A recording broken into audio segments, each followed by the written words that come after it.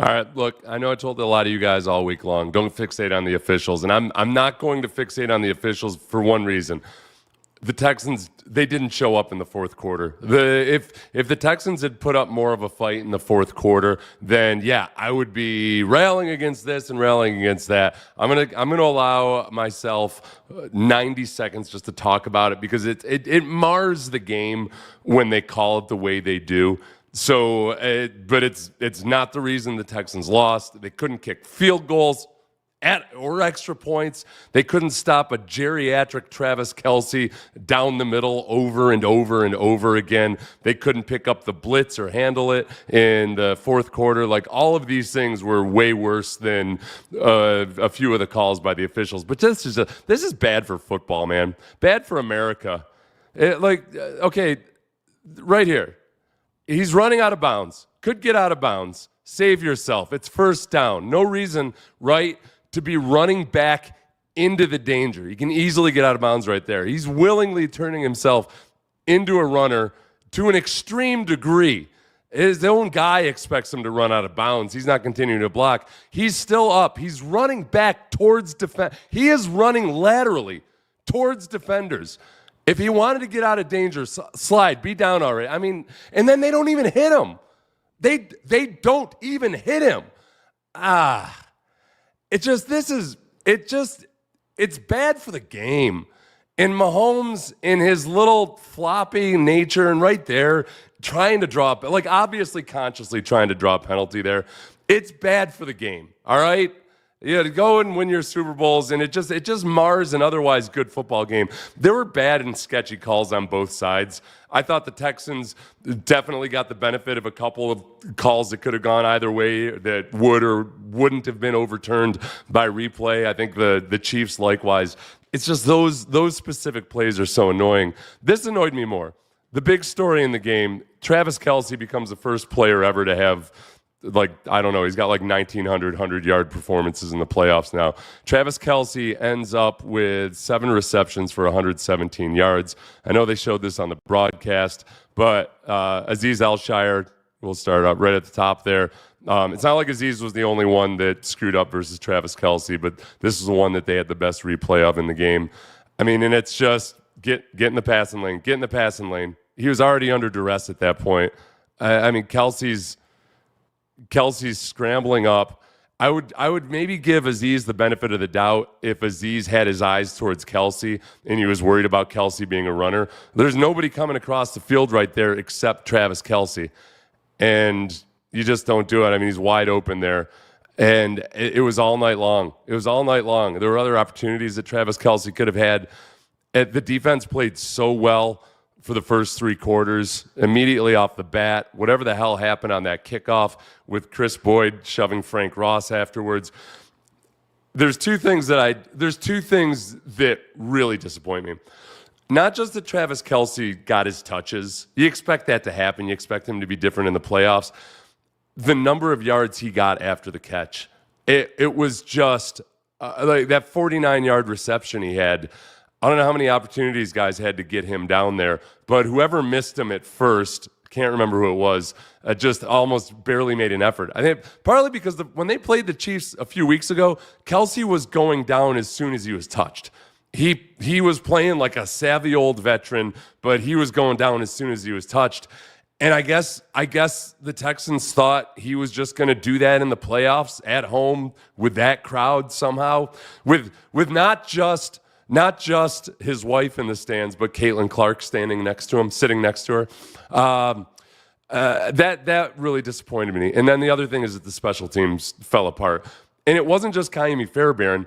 It was that first long touchdown or that first long kickoff return they allowed. Whatever the hell Chris Boyd was doing afterwards with throwing his helmet and then shoving Frank Ross. It was the Tommy Townsend. What was that punt? What was the punt?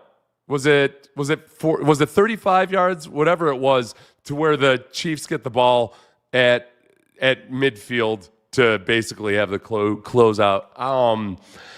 That's the part that's frustrating. I thought there were things in this game that were really good. The fact that Joe Mixon ran not just for yardage, but consistently was running for yardage. Dameon Pierce ends up with 4 carries for 10 yards. There was at least one play in there that I need to watch again on the end zone to see if Damian made the right decision or not. Joe Mixon has 18 carries for 88 yards. Texans defense started out defending the run really well, and then it all fell apart in the fourth quarter. So, again, I'm done talking about the officiating and that sketchy, stupid call that I look at as more of a Pat Mahomes thing than anything else. He's so incredibly good. And yet he has to play the rinky-dink bullshit, flopping on the sidelines, all that stuff. Whatever. It's the one flaw or blemish that bothers me about Pat Mahomes. The defensive effort up until the fourth quarter, and in a large part allowing the stuff to Travis Kelce, the offensive line had been playing really well in the first half. They were going to allow. They were going to allow some pass rushers through at some point. We knew that. They were just so wholly and completely incapable of picking up the blitz. And, some of that falls back on Bobby Slowick. Did you not expect that at some point Spagnuolo was going to release the hounds on you? Dalton Schultz, look, man, yeah, sometimes the tight end has to block a defensive end. And the key there is that you lose slowly. You get your ass beat slowly. You put up some kind of a fight. You're not left, trying to sit up on the stand against cross-examination, answering why you didn't protest in the moment. And yeah, that's what he was doing. He didn't even protest in the moment. How are we to believe that you didn't want him to take your pumpkins? He was you didn't say anything. You just stood there and it frozen in the moment because of George Karlaftis. Proud of CJ today. He fought through some injuries, and it feels like he must have had 3 separate injuries by the end of it. Texans are who they thought they were. I'll disagree with you a little bit in that they were a different team in the playoffs, and in some ways for the better. The fact that they were able to run the ball, the fact that I think Laramie Tunsil and Titus Howard started to gel over these last couple weeks finally as kind of a duo that you can run behind. And then they ran to the right really well too. Andrew Beck got called up, and I wonder if almost that it's weird with Andrew Beck. He's not enough to keep on the roster necessarily, but when he's in the game, he can play fullback, like actual fullback, better than those tight ends who try to pretend to be fullbacks at times. So maybe that's a little bit of it. It was a better performance than I think it certainly could have been. It's just disappointing that the offense comes out and has. How long was that drive at the beginning of the second half? I mean, that's a version of the Texans offense we haven't seen. They came out and they just drove the hell down the field at the beginning of 15 plays, 82 yards, took up 10 minutes and 24 seconds of time. Then the next series, the Chiefs come out. They get a couple of first downs. Then they get the unnecessary roughness for hitting a guy that was actually running backwards at the point that he got, like actually trying to run back into whichever first human he could find and try to draw a penalty. But that drive that the defense allowed ended up being 13 plays, 81 yards. That was the disappointment for me, really. If we leave officiating or anything else out of it, which I'd really prefer to do, the defense on that drive, even after Mahomes got that first down because of the unsportsmanlike, at that point, there was about a minute or so left in the quarter. So it's 1st and 10 at the Houston 46.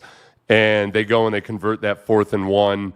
They get another first down. It's 1st and goal at the 8. And then Pat Mahomes, while scrambling and damn near horizontal to the ground, makes the touchdown there with we played it earlier. Aziz Al-Shire just kind of got lost in space out there. So there were some good things. I can talk about the postseason and what it all means for the future at some point in the future. I sure would like them to have a different right guard than whatever version of Shaq Mason that was. Pass rush was ferocious, and it actually continued on into the second half.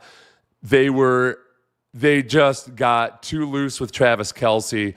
They didn't get Mahomes on the ground. There were times where the coverage was really good on the back end, but nobody could get Mahomes on the ground. So there's no way in hell I'm going to blame the officials for that loss because there were just too many things that the Texans didn't take advantage of in the second half.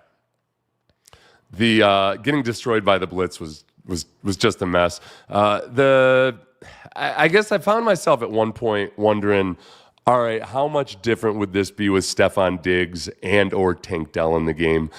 And I think it's fair to say it would be a lot different. Now, there's a chance that neither of those guys is on the team, at least in September next year. Tank Dell will be on the team, but I don't know if he's going to be playing football maybe until 2026. Who knows? It's just a pretty horrific injury. I would have appreciated it if they hadn't shown the highlight / low light of him catching the touchdown in the game at the beginning of the game.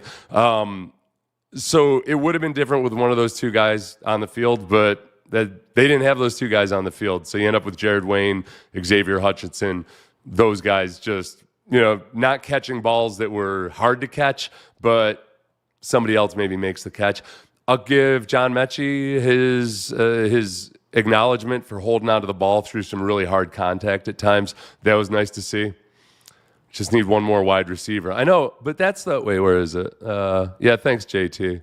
You're just you've got a rapier wit right there. Let's see. Somebody said we just need one more wide receiver. Right. They had 3 really good wide receivers to begin the season. I saw some people during the game almost. It felt like they were upset about roster construction when they had 3 really good wide receivers to begin the season, and then they didn't. Then they had 1. They had Nico Collins. They signed Deontay Johnson. Maybe Odell Beckham Jr. would have been the elixir. I have no idea. I know it wasn't Jared Wayne. I feel bad pouncing on Jared Wayne, but he's not going to be the guy. He's not the solution on to the future. John Mechie perhaps can be a part of that. Man, we looked like an actual football team, though. I'll take that. All right, I'm here for this. Get me hyped up for an actual football team. Nobody would have watched that game and thought, oh boy, the Texans didn't deserve to be there, right? Like that's. I don't know if that's a moral victory or whatever it might be, but given the youth on the team and given the fact that some of the youth on the team really, really showed up, you end up with Will Anderson. Did he end up with 2 sacks? I was surprised Daniil Hunter didn't get a sack in the game. I mean, Mahomes ends up throwing for 177 yards. Is that right, or did I just not refresh my browser? This is what the Chiefs are, though. Oh, my God. They're such a complete freaking team. And they're so good in the fourth quarter. This is the kind of stuff that the Astros would do for years, and it drives me insane that it's now happening to us because Pat Mahomes starts off awful. He was below 50% for a good chunk. He was getting harassed by the pass rush. There were times where he didn't have options downfield. And then they just the old go-to. It's like the assassin that you would have expected. I'm Tony Soprano, sitting down eating with my family in the diner. Spoiler alert. And it goes to black, but we know from later discussions that he definitely got whacked. And yeah, like if the hitman that he would have expected was going to shoot him walked in that door, it's exactly how it would have happened. That's Travis Kelce assassinated us in cold blood. And he threw the gun on the floor, and somehow Swifties forgave him. Hopefully we focus on the offense this offseason the way we did the defense last offseason. I'll remind you, they did bring in did they focus? They brought in Joe Mixon. They brought in Stephon Diggs. Like, it wasn't like they didn't do anything to help the offense. And Joe Mixon paid dividends. If the offensive line had gotten it together earlier, then maybe they could have built up to something a little bit better than what we saw there at the end of the season. I mean, they, you know what? And they re-signed Dalton Schultz, who vastly underperformed this year. So it's not like they didn't address the offense. They addressed the defense more effectively. That's the difference. They addressed the defense more effectively. Will Anderson was already on the team. They added Daniil Hunter and Danico Autry. They brought in Azeez Elshire. Those were more effective signings. It just didn't work out with the Stephon Diggs, and not just because of Not just because of injury, but I mean they were a worse offense after Stephon Diggs went out. They brought in Joe Mixon. That on the sum total of things was a plus. It's just we couldn't really take full advantage of his skills because everything else was so disheveled on the offense for so long. So yeah, I guess you know what, I'll agree with you. Two throw to 281. That addressing it effectively, I guess, would be the answer, and that's going to be on the interior offensive line. Draft picks, perhaps, whatever else it might be. I don't know what happened to the special teams. I don't know. Even if it weren't for just Kaimi Fairbairn, that first long return alone would have been enough for me to think, like, what the hell? I mean, that game, there was a large stretch of time until the Chiefs took over at the end of the third quarter that the Texans should have had not a formidable lead, but a healthy lead of 3 to 6 points because they had missed a field goal. They had allowed that long kickoff return, which gave the Chiefs a field goal. They'd mixed an extra point. I mean, there's 7 points right there, theoretically, that could have swung towards the Texans.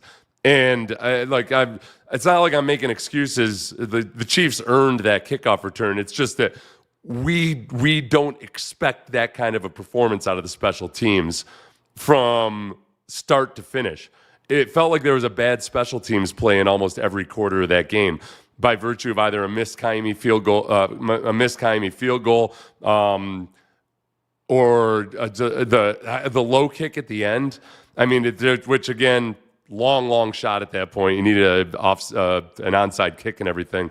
But that was a low kick. That was whenever a defensive lineman blocks it and he didn't have deep penetration in the backfield.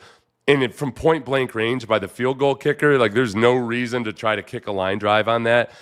Kaimi was off. And he's been off for a few weeks now. My God.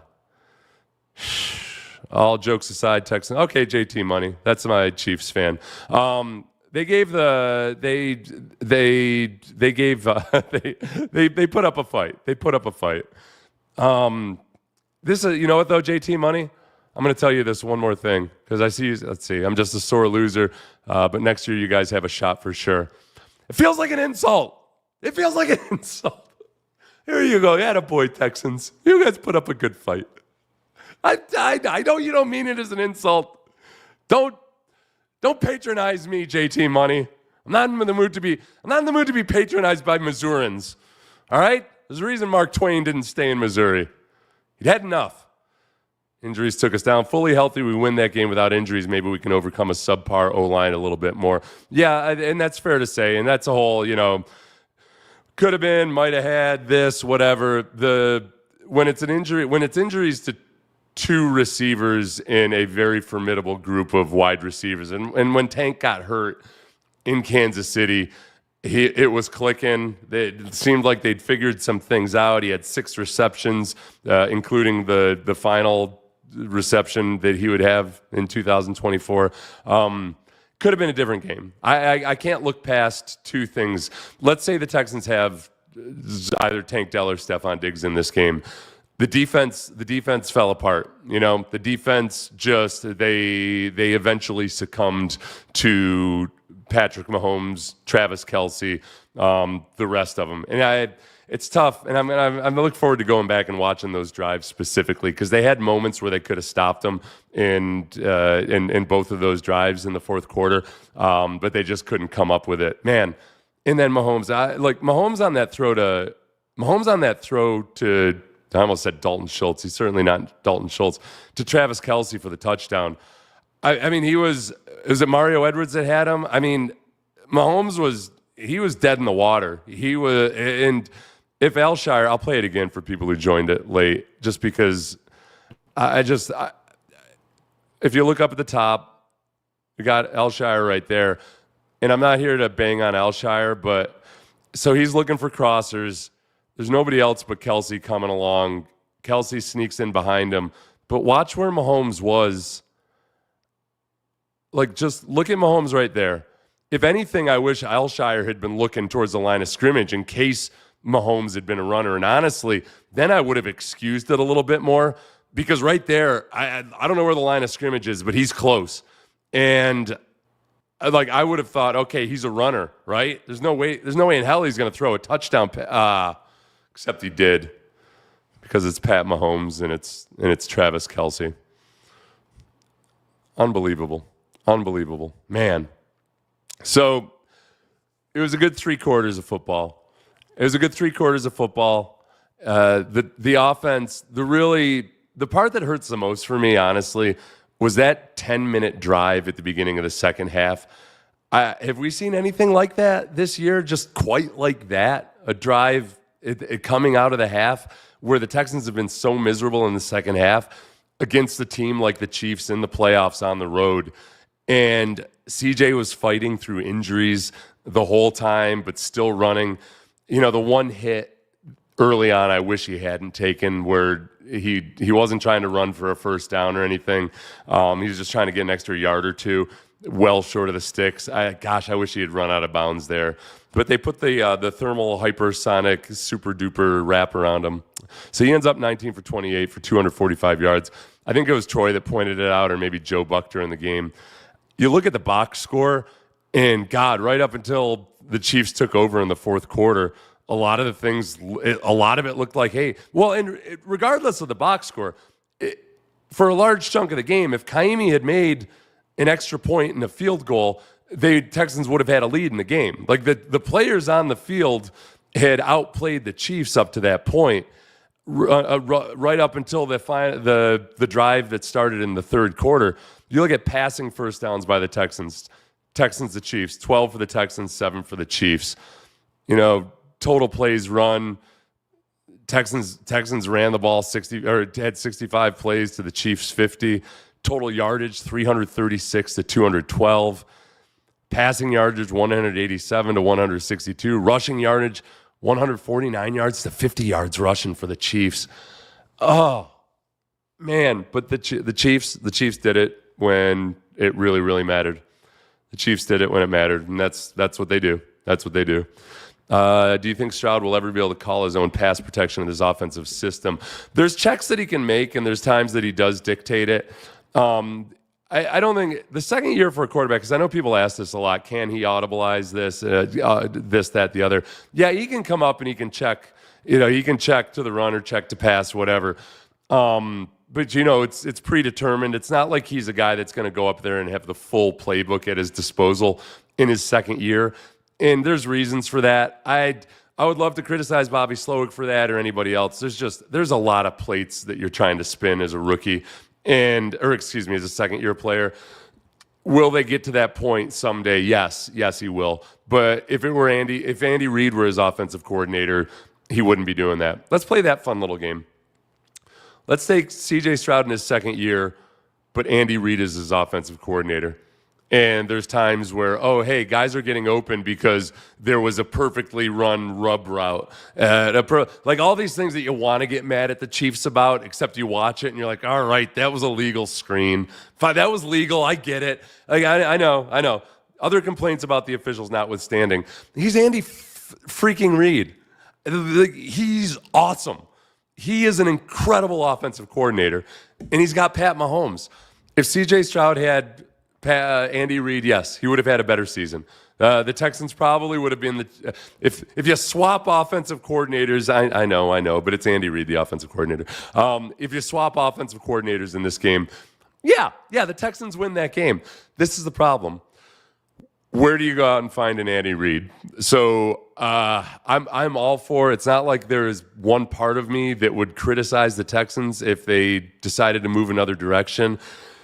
I'm trying to figure out, though, whether I would actually crush them for trying to stick it out one more year with Bobby Slowick, just because of that dynamic that Bobby is young, and I'd love for my second-year quarterback not to be going through his growing pains as an offensive coordinator, is going through his growing pains as well.